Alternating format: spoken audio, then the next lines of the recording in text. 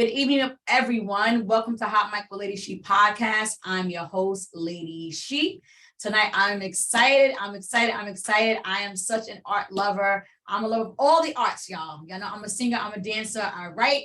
So only thing I don't know how to do is paint. So I'm super excited for my guest on tonight for sure. I want to know how this gift came about. How did he know what God has done in his life through his painting? So welcome my special guest, Mr. Zion Rozier. Hey. Hey, thanks for having me. I'm super excited. Let's go. Let's go. All right, so we're going to jump in.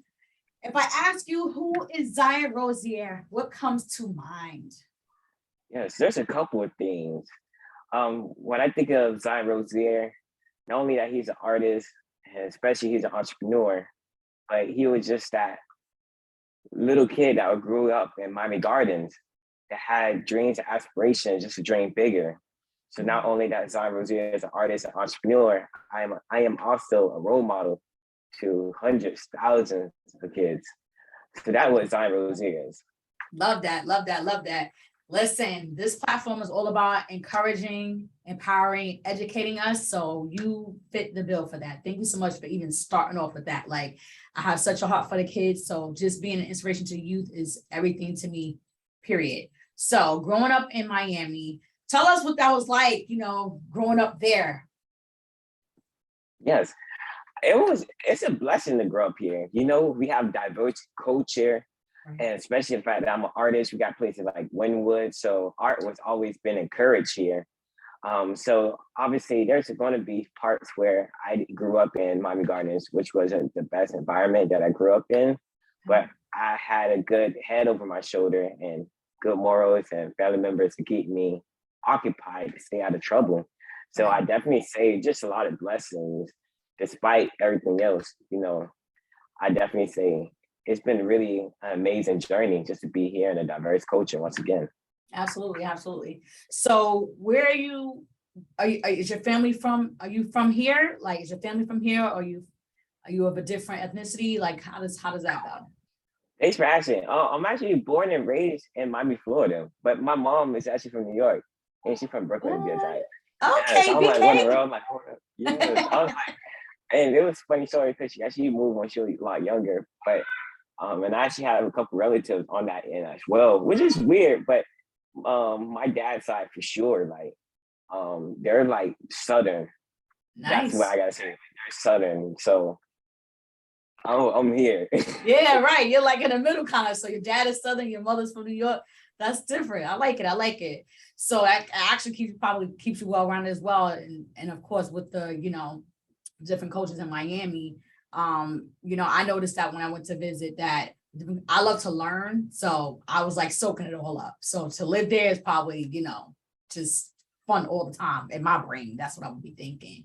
So now growing up in Miami, you mentioned the area where you were from and, saying, you mentioned staying out of trouble. When you say that, was it like a rough area? Did you see certain things that had you where you like, thank God I had art, thank God I had my my canvas and my painting brush? What was that like? Of course, just like your peers who you hang around with, and there was a couple of kids, for example, where I grew up with that I lost them at a very young age because I got a couple of peers and we used to like play football with each other. But it just goes to show, like, I mentioned the environment was everything, because I noticed a couple of my peers didn't have not only like a roof over their head, but most importantly, have both parents in a household that can give them guidance. So I just knew that those kids didn't have guidance. So that will influence their decisions at joining the game, doing illegal activities, and just doing everything that's going to get you caught up, like literally. Right.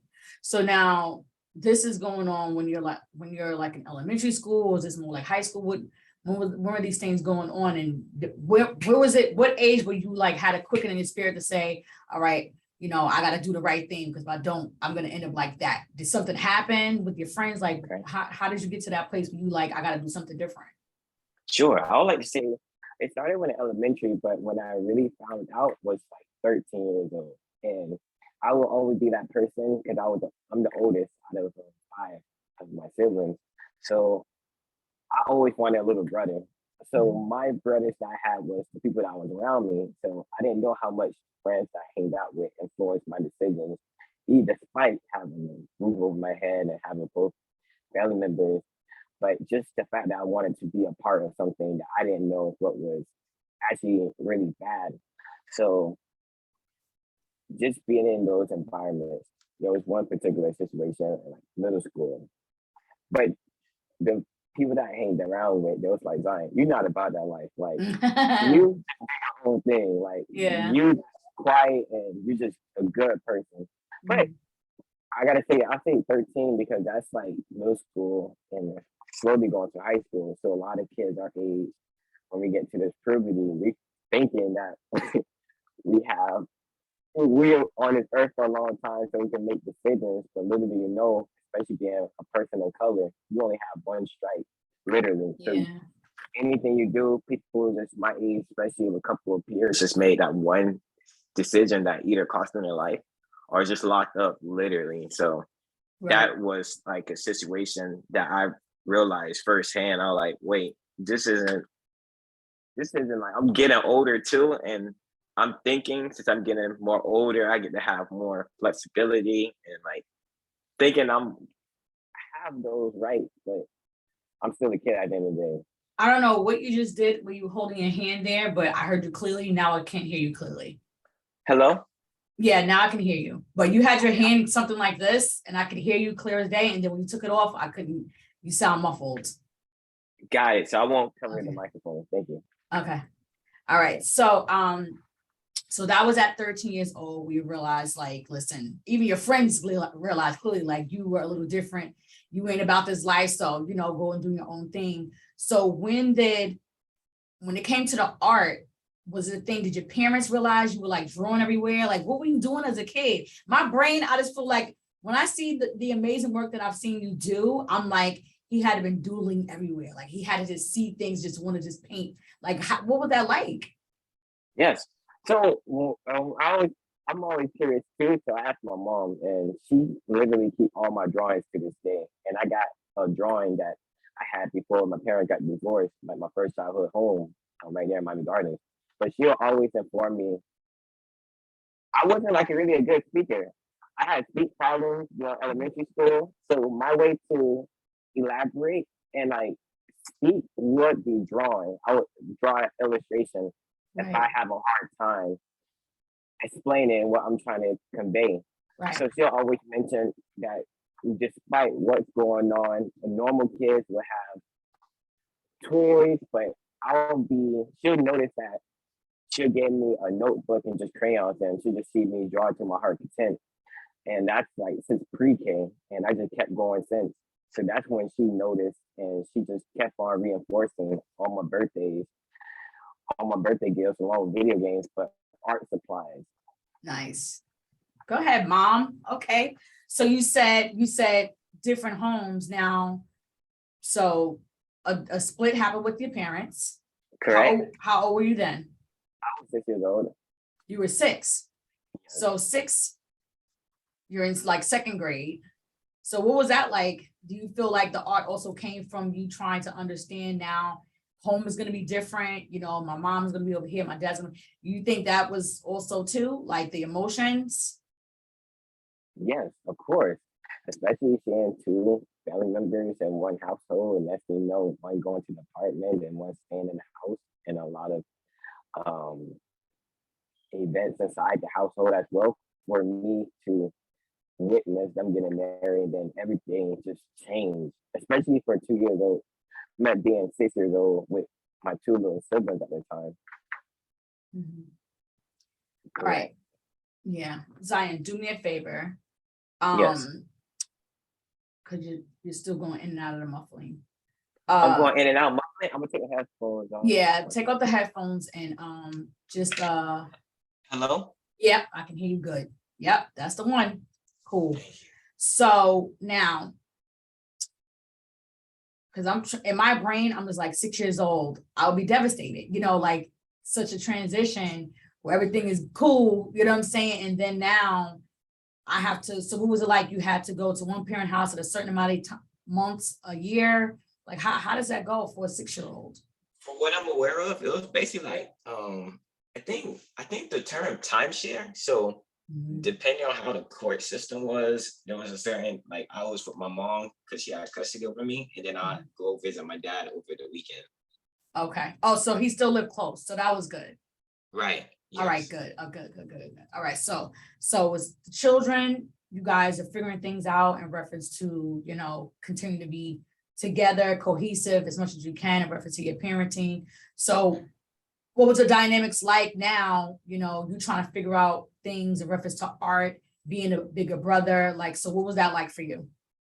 Yes, I found it very interesting. Not only despite the drastic change, but I always knew if I want to escape reality, I just knew that I could draw my favorite cartoon characters or TV shows that I watch and admire. And it was just a spot where I just feel the fact that I get to express myself, just despite what's going on. Like I Comfort. realized at a very young age that despite whatever I say, especially at 6 years old, even 7 years old, until like teenager, well, no matter what I do, I can't control it. But what I can do is work on my craft and express um Right. things that make me feel really well. So that's what I came to the realization. Right, right, right. So you said your mom has kept all your artwork even from a toddler. So what has she ever said anything to you like in reference to the growth in it? Or has she like mentioned certain things like I remember at this age when you went through this, you were drawing certain things and it had me worried. Like has she ever given you stories or dialect connected to that? Yes, of course. I still remember to this day. There's one particular drawing. I'm like still a huge fan of Pokemon, but when I was a little kid, I was a big fan of Pokemon. Right. And like she'll always mention that particular drawing is when I was in therapy. Okay. That she had to enroll in therapy due to all of the back and forth Mhm. and me developing and just stay out of trouble. So she'll definitely.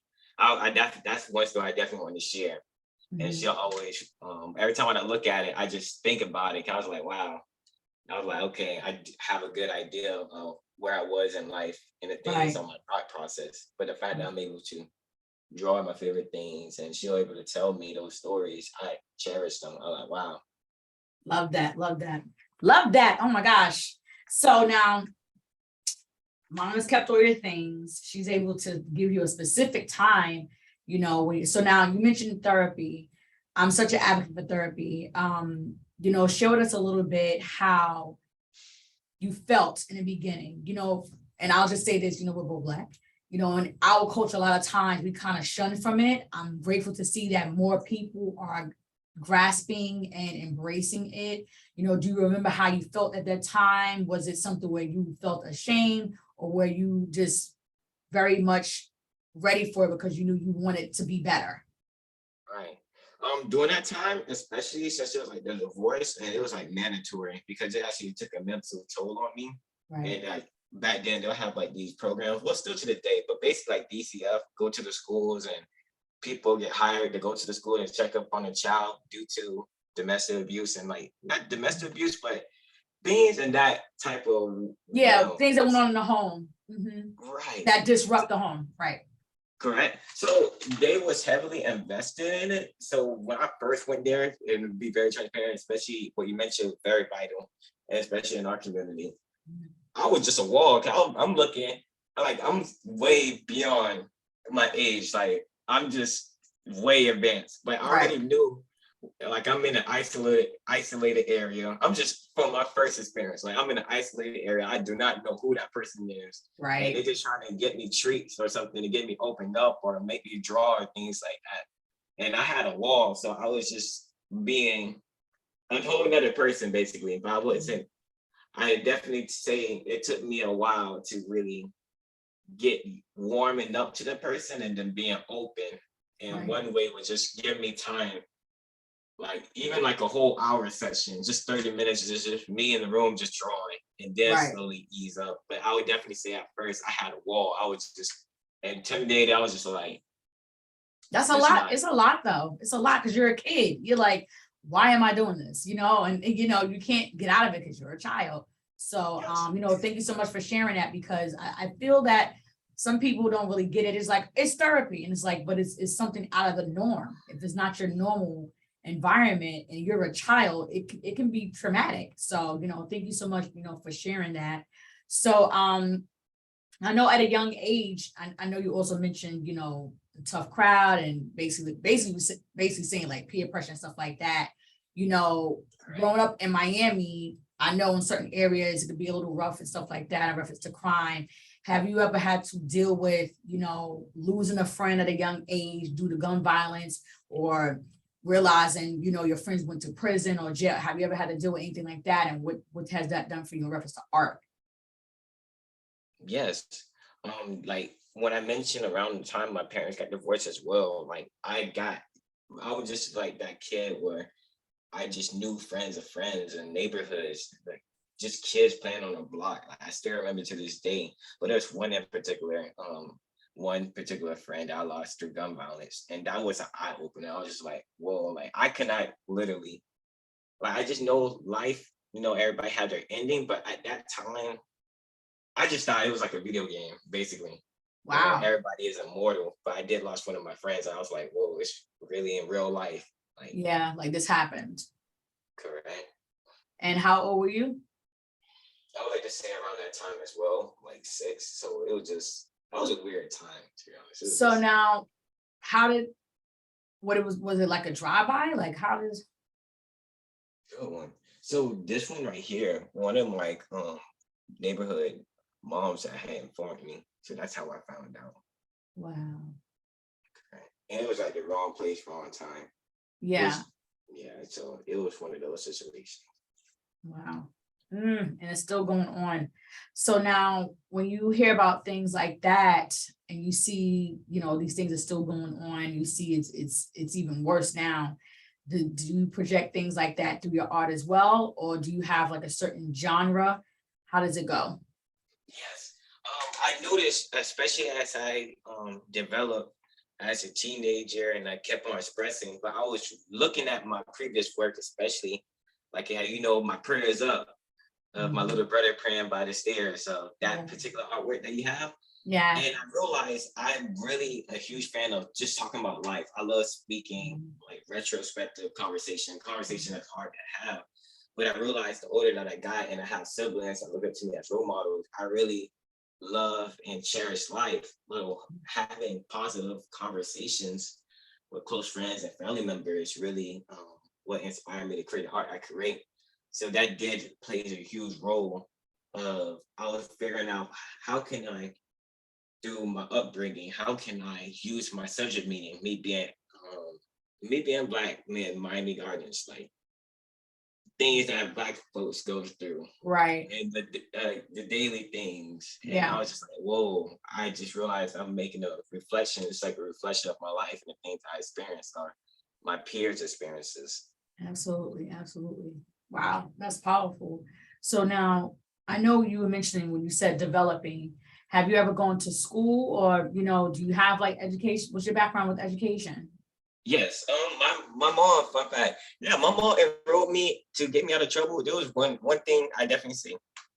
She enrolled me in football, but I just knew sports wasn't for me. But Right. education wise, she enrolled me in magnet schools. So for some odd reason, if I'm not mistaken, and she got good memory. Like this, I'm saying solely based off of her, and I just Right. wrote.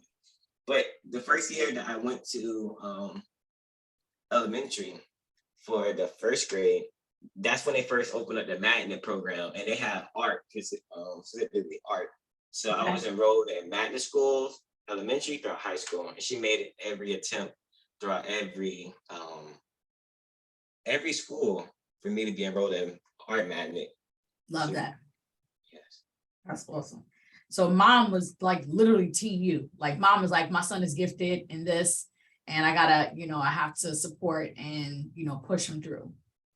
Yes. Love that, love that, love that. So now I'm watching you now, like people are seeing you, you're doing your reels, you're doing your you did the end with the with the Instagram. So Now, where did the confidence come from? Were you like, I'm realizing I really got to put my stuff out there? Do you remember what age you were and what it was? What was like the first thing you said, I have to put my art out there? Was it a teacher or was it you? Yes, I always say a mix of both, but now you brought that up in that particular session. I definitely say like I always knew that I was an artist and I knew I'm talented, but I definitely say it's my teachers played a huge role. And just for like this interview in particular, I still remember to this day. I'll always be in high school and like I'll have my latest project that I'm currently working on and I have it shown off in a way so you're work in progress. Mhm. And like one day my teacher had noticed, she was like, yo, Zion, like this is amazing. And she just broke it down to me of why it stand out to her. And this Wow. meant volumes to me, but hearing it from my mentor meant so much. And she was like, if you put on a t-shirt, you know, I'll buy it. And that was my first sold my artwork on a t-shirt. And it was a Love chain it. reaction. All of my friends and people that didn't even know me in school just knew that I was an artist because I would wear it. And like I went to Dr. Michael Crop and Robert Morgan, but those schools in particular, high schools, they just knew that I was the art kid. So they was Right. like, I want that. And I that was like the realization, like, whoa, like I develop quality work that not only that I admire, but people rock as much as I do. Right. Love that. Love that. So soon as you saw people were catching on to this is what you do, and it even became a thing of that you can monetize on, what was like the next step for you? Yes. My next step was just being around mentors. So there's one in particular. It's a funny story. I would like to bring him up because give him a huge shout out. Like just being born and raised here, of all of the influencers, my family members, like well connected, which is just amazing. Just to have them as my resources, to be that person that give me open up my eyes and not just think just t-shirts. Like it's really put me in those environments. What Right. we think about Miami skyscrapers. We think Right. about the beach. Like Mhm. really open my eyes up.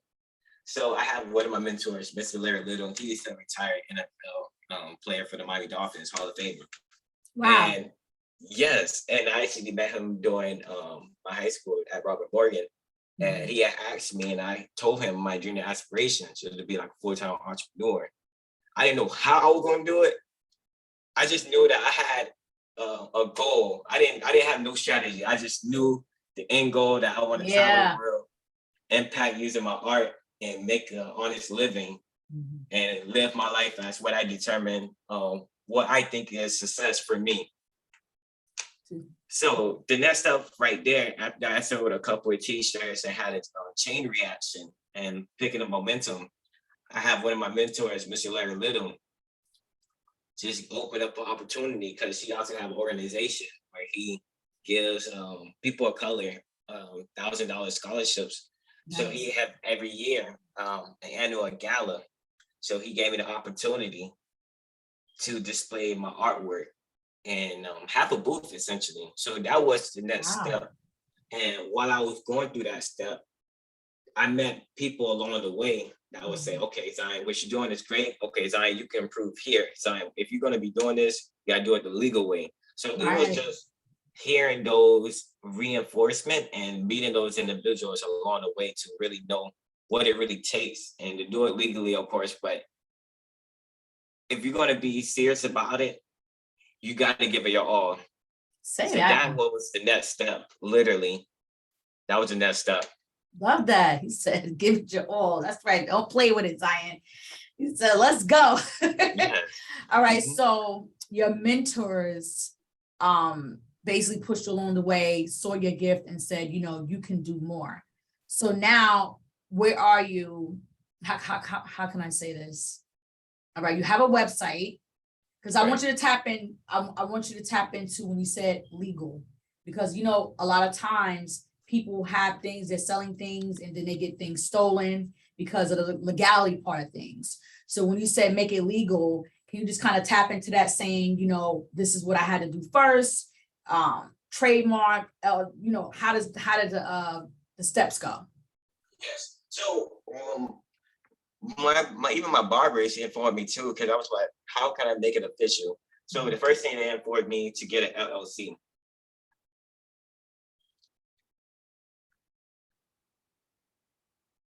Can you hear me? Yes. Great. So you created an LLC under your actual name for your art? Because I am a brand designer, Rozier. Okay. And then like literally, yeah, to legally form an LLC, get an EIN number. EIN number. Mm-hmm. Correct. That was another thing. Retractable banners. If I'm going to do vendors, Right. like a poster with my name and what I do. Mm-hmm. And there was another thing as well when it comes to having my own official logo, something that I created. So they told me like those 4 things was mad essential. And obviously the trademark and everything, they informed me, but that wasn't my main objective, because I believe oftentimes when it comes to starting a business, especially to people that are brand new, we're being in this paralysis where we're like, we have all of these things that we need to do. And let's say, for example, you're just waiting on the right logo or trademark. Like those are very vital to get those corrected.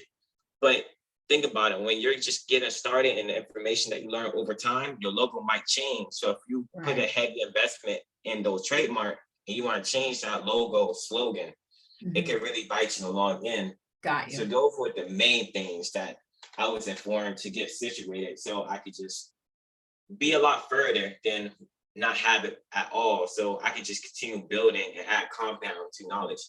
Love that. Love that. So now you're official, you have an LLC, you have a website.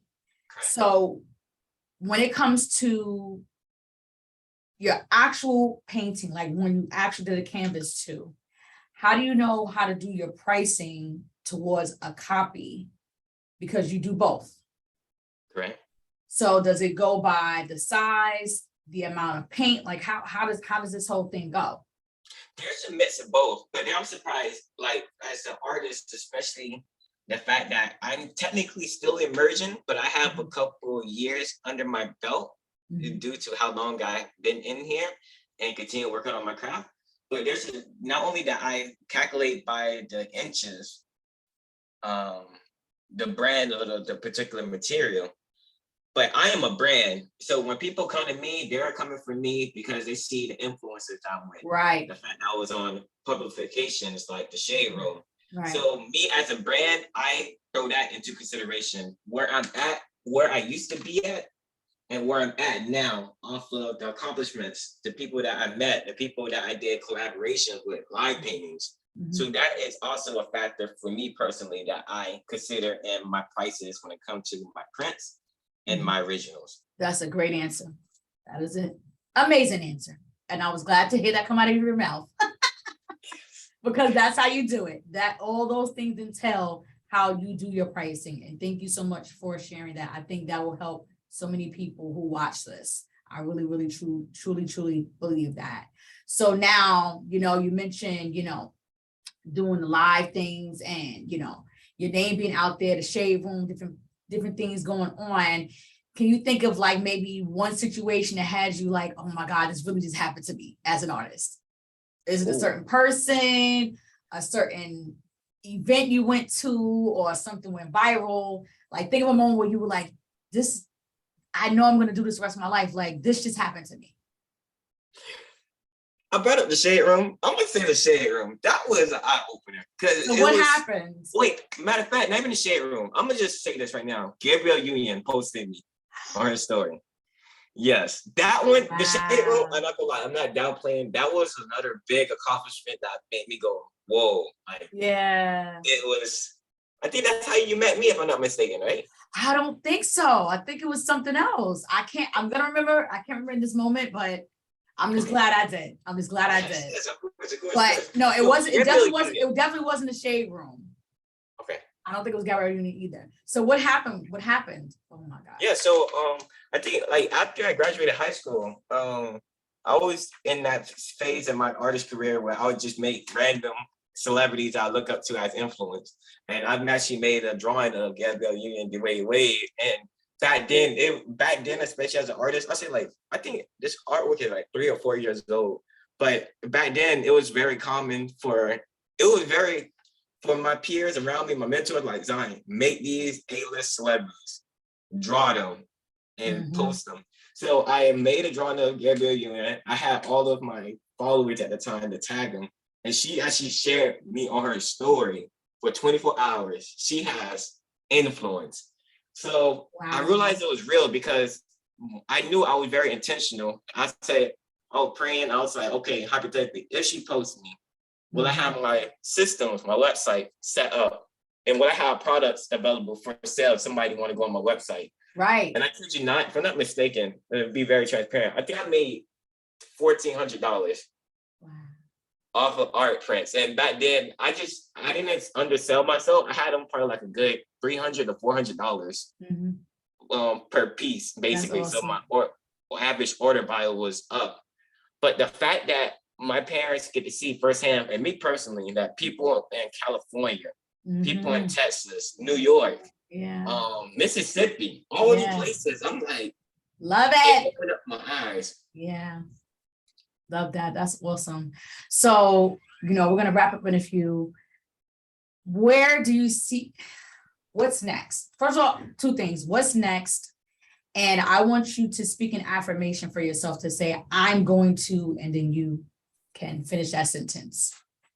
Because we believe words have power on Hot Mic Legacy Podcast. So, yeah. That's it. That's the one. So what's next? And then share with us what you want to see for yourself. Yes. What's next for Zion Rozier?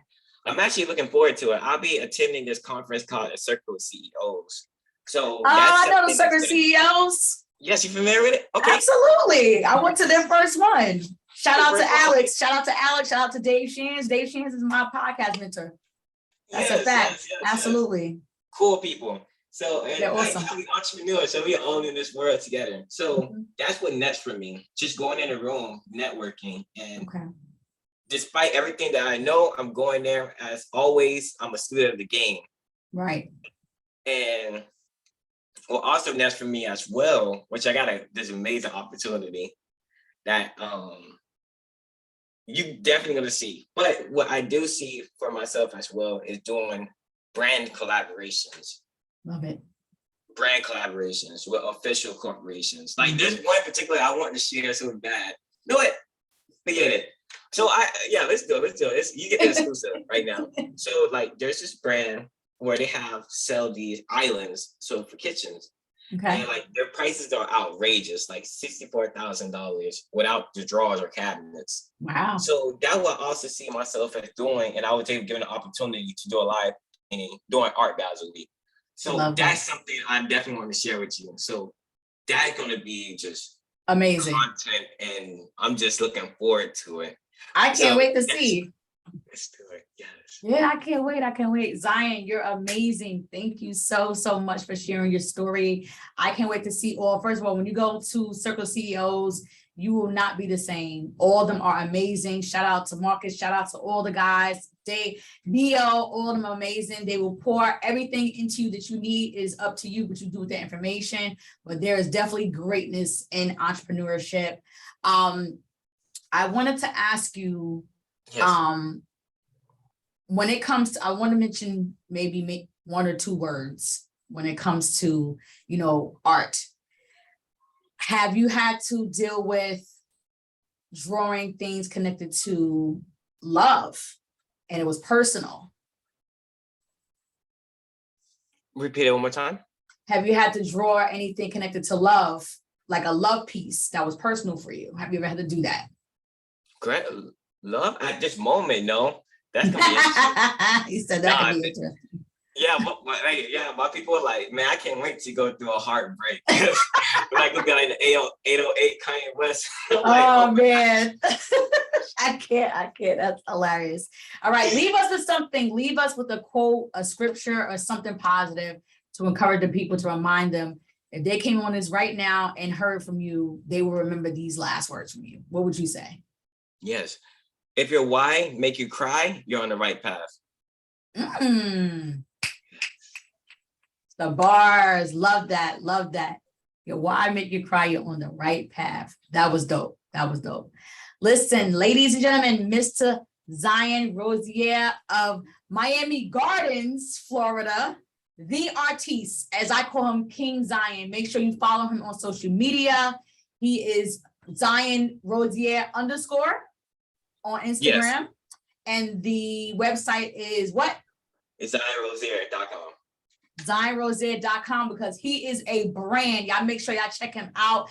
I meant to bring my piece with me. I'm in my office today, but I'm definitely going to post it when we get off of here. But I have to show you my amazing piece that I have one right now, but more to come. But please check him out, support all he is doing. He is growing. God is moving. He is using his gifts to bless the people. Make sure you show him support. Make sure you subscribe to High Micro Lady She podcast. That's where we at with it. See y'all later. Good night.